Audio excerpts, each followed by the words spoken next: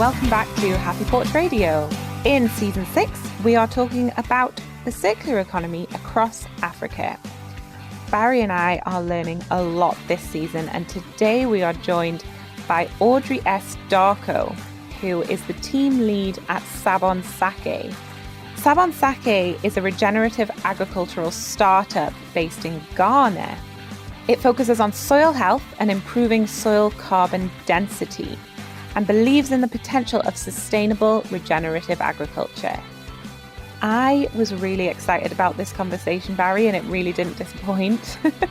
I think just looking at circular economy from this angle of agriculture and bio-waste, as opposed to sort of industry waste that we normally look at, it's such an interesting twist on it for me, and I'm so glad that we got the chance to talk about it.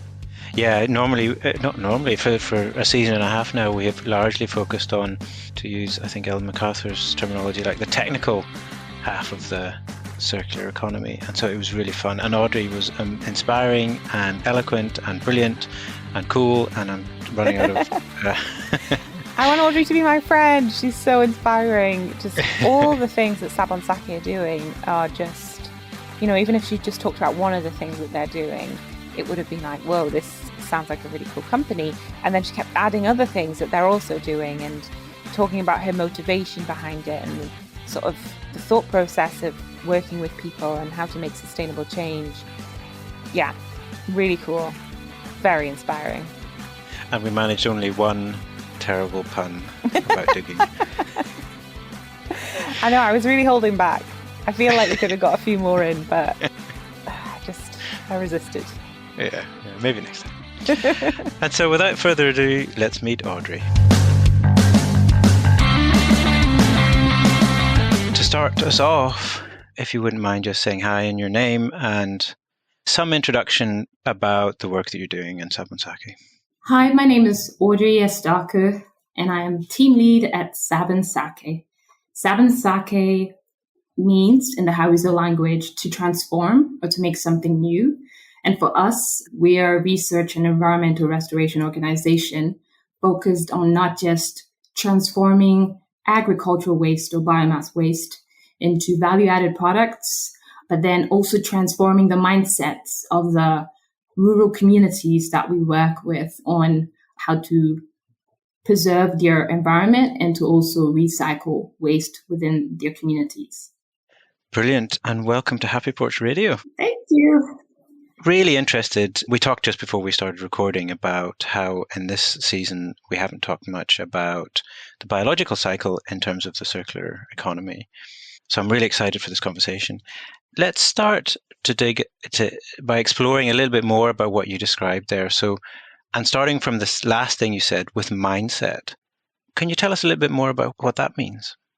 Just to expand on the mindset issue, I feel that works, or that should work in tandem with how we kind of teach people on how to preserve their environment and as well to see the value in the waste, which should not be called waste. In our case, or in my case, I tend to call it a resource, right?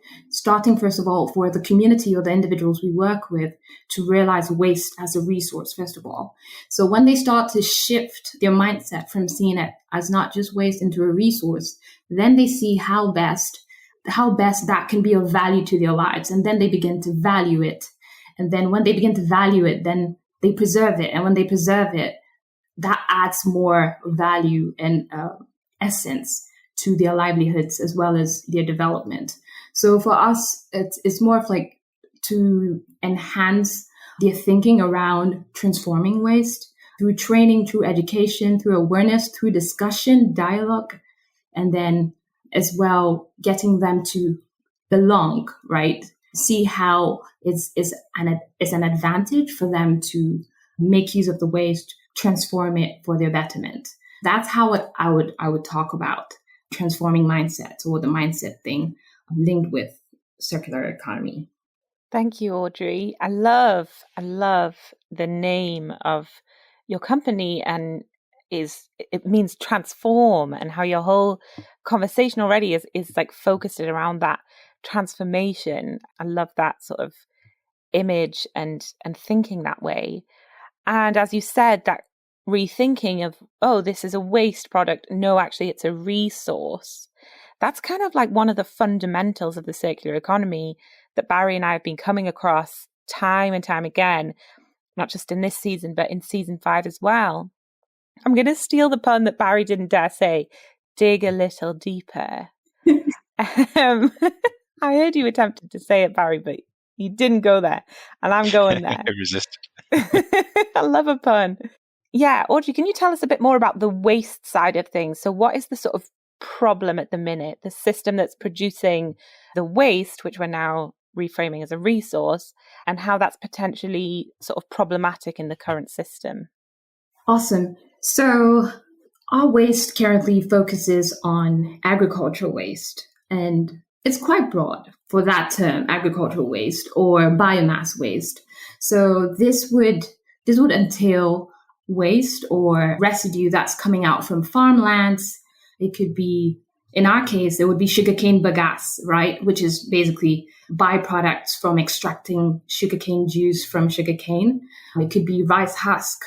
It mainly has to do with the heavy manufacturing side of things for agriculture, where people just have a lot of, let's say, corn stovers that are left to rot or burnt on their farmlands. So our goal, or our way of working with this particular waste, is partner with the communities or these agro waste producing districts or communities, where instead of abandoning them in the open air or just burning them, which they do in large quantities across like their processing mills, we store them, we treat them, and then extract maximum value from the waste instead of it being abandoned.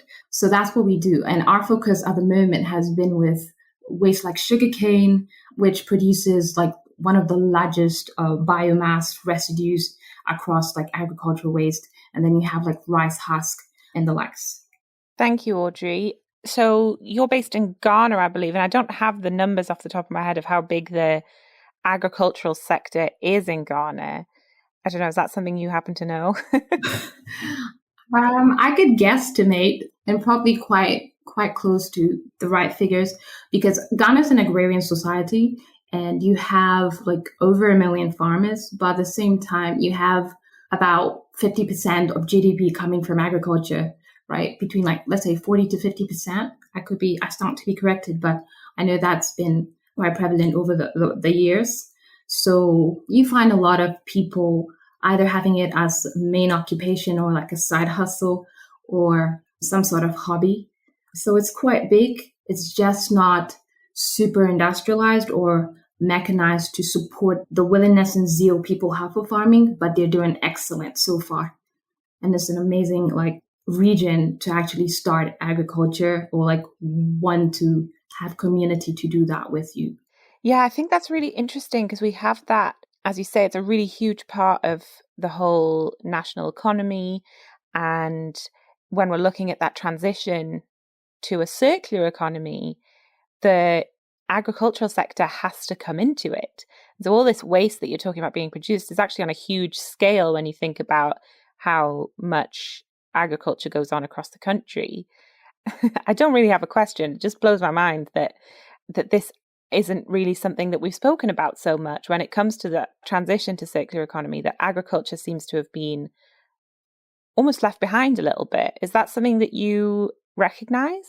Yes, exactly. And just to buttress that point as well, globally, according to like the UNCRD, these are, since our company is also a research organization, we tend to also like, feed off like scientific facts and research. And globally, according to like the UNCRD, there are over 998 million tons of agricultural waste produced per year.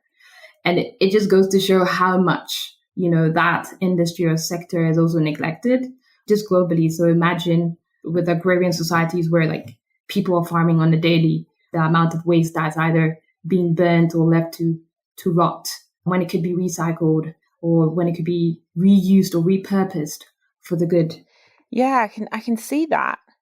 I suppose a question, listening to this, a question that might come up would be, okay, so yeah, there's a lot of agricultural waste that comes up when you're farming at such a huge scale, but can't it just be composted? Isn't that sort of the point of these organic waste streams, that it can just go back into the ground in some way? What would you say to that, Audrey? That's a very good question. Very good, how do I call it, statement.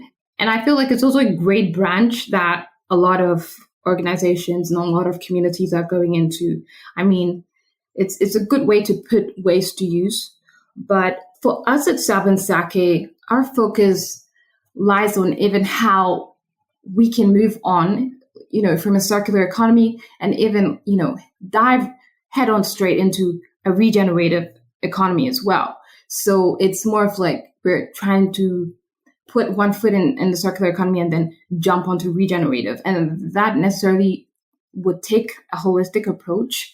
And that would mean that not just composting. It would mean that how are we making use of resources that have been depleted as a result of like the conventional ways, and then build upon that to better the agriculture system. So for us at the moment, we are currently using a carbon capturing system that allows us to turn these biomass waste into stable carbon such that it's stored into the ground to help mitigate climate change. And as well, it becomes a soil additive that can help act as a good catalyst for composting. So we're kind of like, helping people compost a bit faster, because we know that composting takes quite a number of months or weeks for it to mature.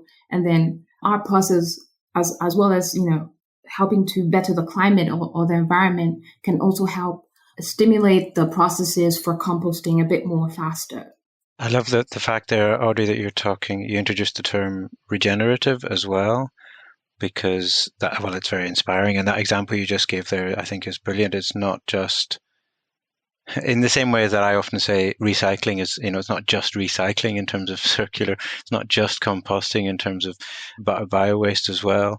I mean, that's part of it, but it's not all of it. So you're talking there about doing carbon capture and facilitating or being a catalyst for the rest of the process. I think that's brilliant. Do you have any other examples of the work that you're doing that can kind of make it real like that?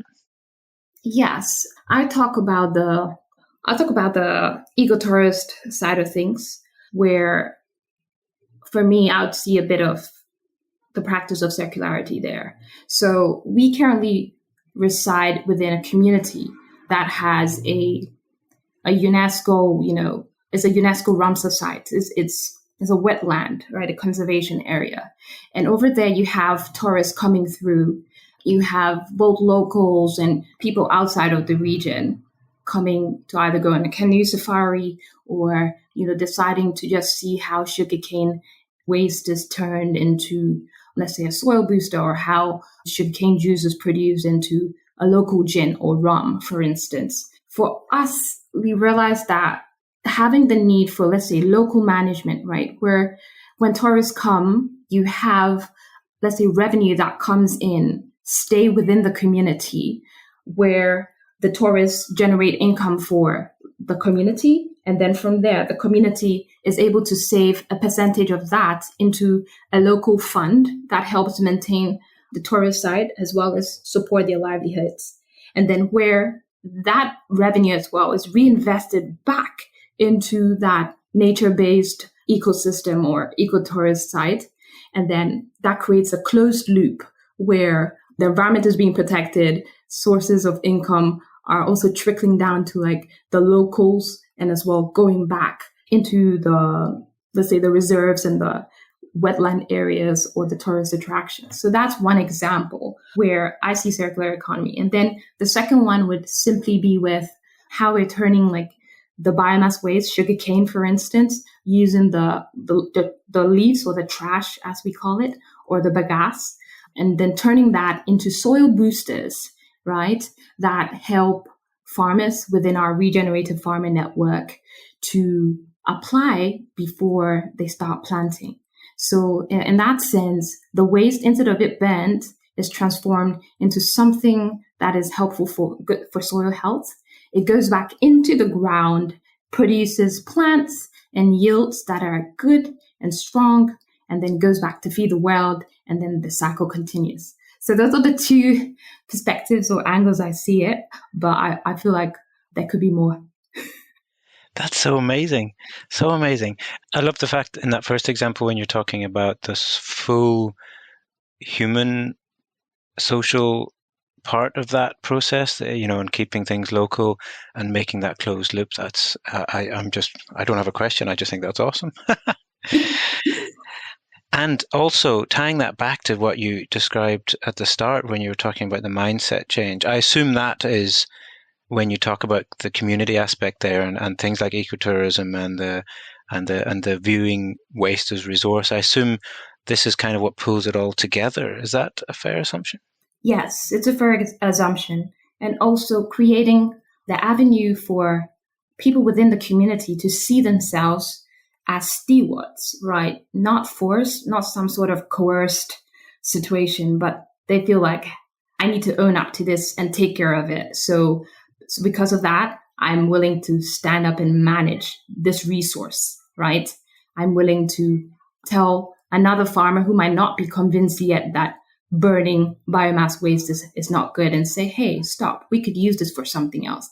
Or being able to be strong and say, I will take care of this water body that lives right next to my house instead of dumping the waste, because it would give me a source of income. That's one. It will get me better. There'll be a better economic spillover, for instance. And then as well, I'm able to preserve the landscape that I reside in. So it's more of like making them own up and have a sense of belonging as well to the process of trying to protect their environment, preserve their landscape, and to take care of resources that they first thought was waste.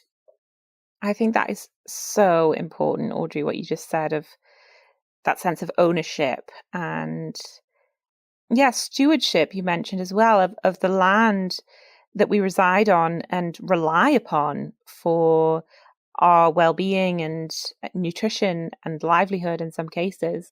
Yeah, really an essential part of this whole transition towards a circular economy. And I really think one that can't be understated.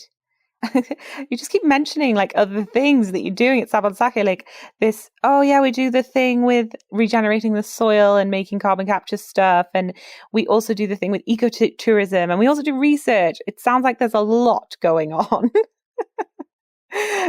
I would like to know a bit more about your story, like what motivates you and what got you here in the first place. Okay, I'd say it's research. So research is at the apex of the pyramid, and then you have agriculture, and then you have nature under ecotourism or nature-based tourism. So research got me to start this.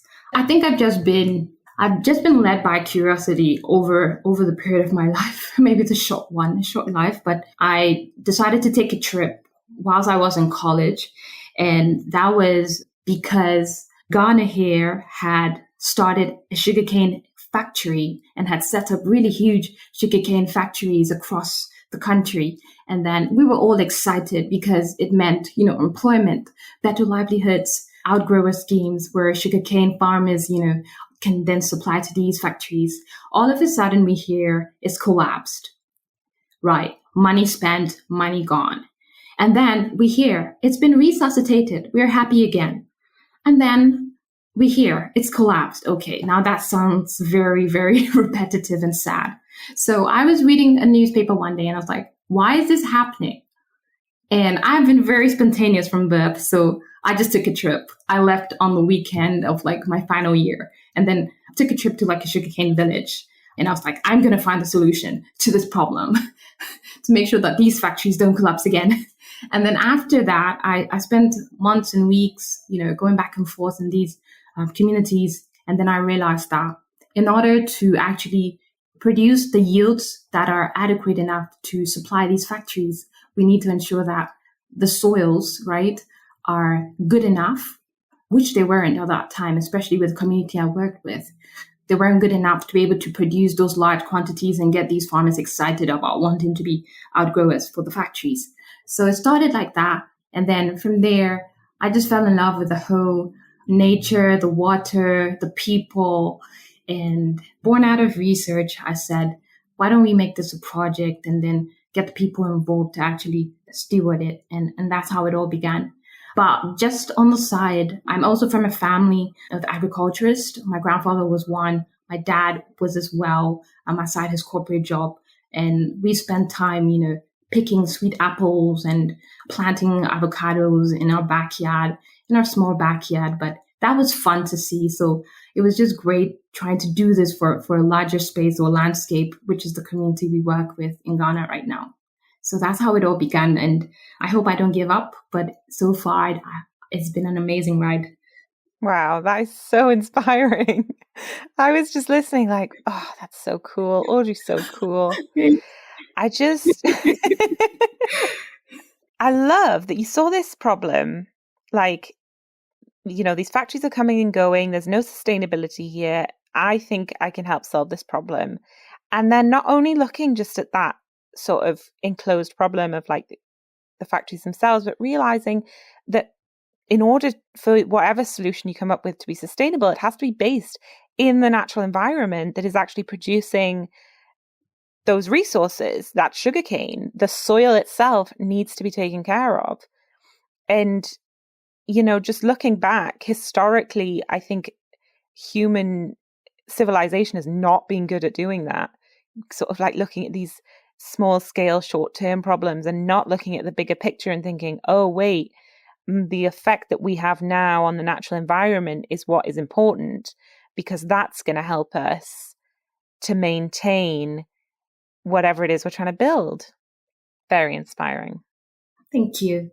I think that's actually really cool. And I feel like that's an approach to, let's say, the circular economy that should be added. I feel like trying to get the people involved, right? And to create that holistic approach where we know that the people can help make this more sustainable, even if there's like a system, a process, some technology that can help create circularity. But if we can get like the human resource, right, to also have that mindset and be part of it, they have the longer end of the stick to actually ensure that circularity is maintained or sustained over the time. Well, that's what I think, at least. Yeah, for sure. That's what this transition is all about. It has to be maintained. We can't consider it a sort of short-term fix. So yeah, that long-term thinking is really essential here.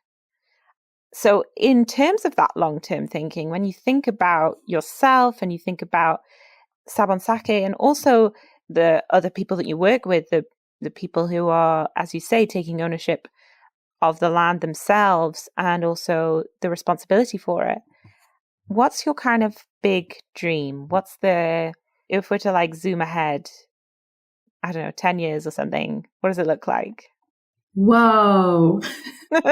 Small question to you, Audrey. Bullseye. So that's like the big dream, yes? Yeah, the big dream.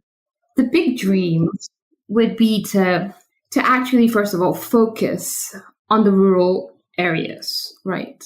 I think the urban landscapes kind of get it or are getting it. But then at least for this part of the continent or my country, Ghana, I'd say that, first of all, is to focus on the rural development of rural communities and then try and set up these small scale, I call them villages. So we call them like regenerative or, if you may, circular villages where you have like a network of people within these various communities, right? Having consistent dialogue or discussion about these things, how we can make waste a resource and mobilize it for our good, and then create those small scale processes, right? Making it more open source for them to actually tap into it, experience it for themselves, and see how they can apply it to their lives. And then from there, I'm hoping that approach can be decentralized across other communities, across other organizations, across other institutions, whether it be in your office, whether it be in your house, whether it be in like a farmland, whatever it is, decentralizing those approaches and making it very open source and creating those consistent dialogues where they are ambassadors for that mission. And for us, if we can do that in one community that we are working in, and then move on to the next community in the next 10 years and do that to the next, and hopefully capture an entire region, right? And in the region, it could be about maybe 20 districts with 20 communities. That would be the big dream. That would be the big objective. It then means that the solution will not just lie within myself, but then it will be decentralized and dispersed to other people. And then it proliferates, and then it goes on and on and on and lives beyond like myself and then my organization and the people that we work with. So that's like the big dream. Decentralize that approach, decentralize the thinking around waste as a resource, and then get people to actually create that dynamo effect across the regions and then across the country. That's a brilliant answer to that question, Audrey. Thank you. I was just took a moment to absorb what you're saying there. I think that's really, and we've used this before already in this conversation, inspiring. That's awesome. So here's another easy, difficult question. What's the challenges that you face right now when you look at, okay, that would be the wonderful dream. What are the challenges that you're facing right now to making steps towards that dream? Whoa, that's another big question. No worries. Just pulling your legs. I think it would be culture, because culture kind of affects your mindset, right? So, and culture kind of takes a long time to actually build and to actually be established. So to be honest, that's been like major challenge so currently I work with a community where, I don't really speak the language, right? I'm learning to, but that's not necessarily a barrier, but then it means that I have to quickly evolve and learn it for myself and the people that work with me and within the community to quickly adjust, and create that rapport where people can just pick up the idea and flow with it, right? So that's one culture where you have people already having their how do I call it? They already have their preset notions of things, of how to do things, conventional ways of doing things. So when you bring that idea and say, oh, this might be a great way to try the things, there's a bit of hesitation. So a challenge there has been culture and trying to break that down, or trying to create those opportunities for people to want to at least listen to you. And I think so far we've done our best, and it's getting better. And the way out in order to create that culture has been to create dialogue, right? Consistent dialogue. And for us, if we can do that more frequently, it would be more easy, to be frank. So that's been a major challenge. Culture, I think that could also affect whether you're in Africa or whether you're in Europe or in the Americas, right? Culture is a huge issue. Another thing, I think that's the main thing. That's the main thing. Okay, yeah, that's awesome. I think that's really interesting. It's like the other side of the coin of the mindset shift change and the opportunity, and a theme that we've seen on several conversations, but especially in this conversation today, Audrey, is that, that as you started talking there about mindset, about how important it is for the role of people, and then your dream was about the community, and that is and then that is the challenge as well, is because people, culture and people are challenging. We're starting to run out of time for this conversation, unfortunately, and I feel like we have, we've barely touched on so many of the things that you and Sabon-Sake are doing. As we start to wind off, one question for you: if people want to find out a little bit more about the work you're doing, or support or cheer along with the work you're doing, is there any ways they can find out more or get in touch? Yes, Barry. We're launching a new version of our website pretty soon. It's probably already up, but it'll be out of beta version by, let's say, the weekend. So you can catch us on www.sabon-sake.com. You could also catch us on Twitter @Sabon-Sake. And then as well on Happy Porch. Yeah, You can catch on the podcast very, very shortly. on the podcast. Yes. Awesome. And very finally, is there anything before we sign off on this conversation? And thank you so much for joining us. But is there anything before we go that you would like to, that we haven't touched on, that you would like to mention? I would say, I think it definitely begins with us. If we have to create and establish solidly circular economies within major economies. And that would mean that, one, not giving up. That would mean that seeing the value in the human resource within communities to be able to proliferate that idea, proliferate processes, and establish systems and approaches that have to do with the circular economy.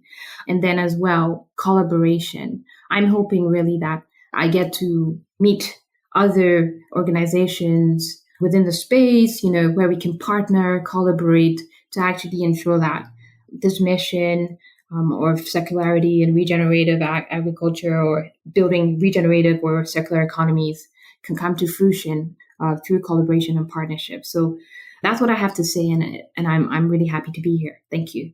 Awesome. Thank you so much. So for everybody listening, Sabon-Sake.com, and also we'll put all those links and everything we've talked about as usual on happyporchradio.com. Thank you so much, Audrey. It's been a real pleasure and honor to have you speaking to us today. Thank you so much. Thank you, Emily. Thank you, Barry. Thank you, Audrey. Thanks for listening to this episode of Happy Porch Radio. Hope you enjoyed it. You can hear more of our episodes at happyporchradio.com. You can also get in touch with us there. Let us know what you think. Let us know if you have any ideas or if you want to talk to us about something. We'd also love it if you can share these podcasts, review, rate, tell your pals, tell your neighbours, tell everyone. Tell your dog. Tell your dog. Listen along with the whole family. And my name's Barry, and I founded happyporch.com and Happy Porch fund and support the podcast. At Happy Porch, we do technology and software development for purpose-led businesses, and we are particularly excited about the role of digital as an enabler for the circular economy. So if you're working on solutions to the big problems we face today, problems like climate change and biodiversity loss and global inequality, then let's connect. Visit happyporch.com and get in touch. And my name's Emily, and I am a coach, a facilitator and a podcaster. My projects focus on personal development, innovation for a better world, and connecting with nature. My latest podcasting adventure, alongside Happy Porch Radio, is exploring the world of carbon removal.